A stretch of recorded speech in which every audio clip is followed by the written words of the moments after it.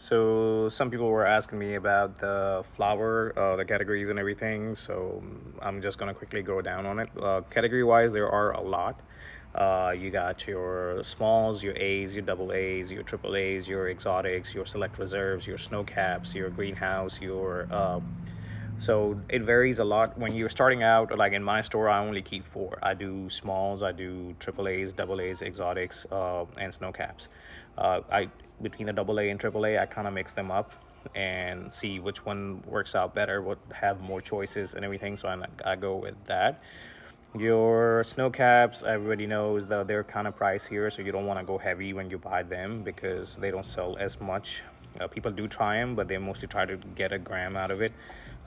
You also don't want to do a gram because that way your flour sits there too long, and you want to do at least an eighth, so you're moving the weight faster. Exotic is always going to be your stronger. Smalls and double A's sell more because they are cheaper. I also don't do try to do a gram in that. I know I piss off some of the people. I used to, but I get customers 3 times a day buying a gram.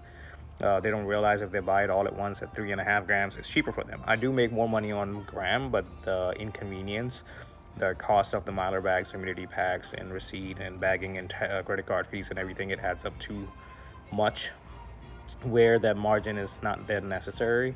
And you always want to think uh, good for your customer, what's better for them. So even though I make more money on grams, I want them to buy 3.5 grams because it saves them money. If I'm selling $14 or $12 a gram, an eighth is $30, so that saves them 10 to 15 to $20. It pisses them off, but it's just kind of something that they come around, and they realize that, hey, he is looking out for us and he's making it is better for me. It saves them a lot of money and everything, and it works out well. Exotic is stronger. It's for people who want quality over quantity, and it works out pretty well. You don't want to do too much variety because the nicotine vapes have kind of ruined the customers. Every day they want to try something different. So this video might have a abrupt middle. I had to pause it because I had a couple of customers I was helping out. So not exactly know where I paused, but I think I was talking about the variety wise. So the nicotine vapes have kind of ruined people. They want to try a different flavor every time. So I usually tend to order three, and then every couple of days order a fourth one, then a couple of days order a fifth one, then the first one or two end up being sold, and I add one every 2-3 days. The problem, even if you can order it all together if you have a place where you can keep it stored properly and everything.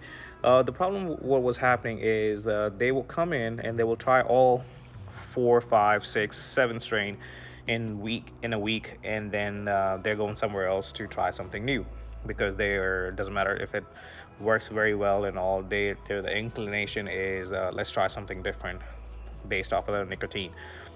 People just keep want to try a different flavor, and which is okay. But in flour, it doesn't have that much variety because we have to order. I mean, there are quite a bit, but you are buying in pounds, and it end up being costly if you want to order 20 pounds of 20 different strains and a variety in just smalls, and then you don't want to sit on that much inventory. It's not very safe. It's very hard to keep it where the product is not going bad, where everything is organized, and you don't want to be that much running capital should not be in the inventory this much. This if there's something and you can reorder and replenish your inventory every 3 days, then why bulk up on it? You might have better choices, better prices next time when you order. So that's what my 2 cents are on that.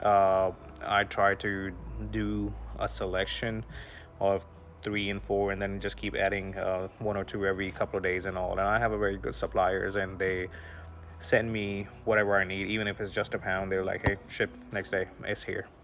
And you always want to build your relationship with a supplier, and you want to make sure that you are treating them well, even though if they're charging you a little bit extra. If the service is great, you're paying for that.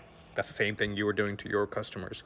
You're charging it. You're not competing with a store down the road because you're providing a better quality product with a better pricing. So it works out. The second thing is you want to divide your selection into a couple of other, like how you divide the disposable pre-rolls and everything, and how you want to do that. I'll tell you more about that in the next video. This one is already over 5 minutes. So see you next time.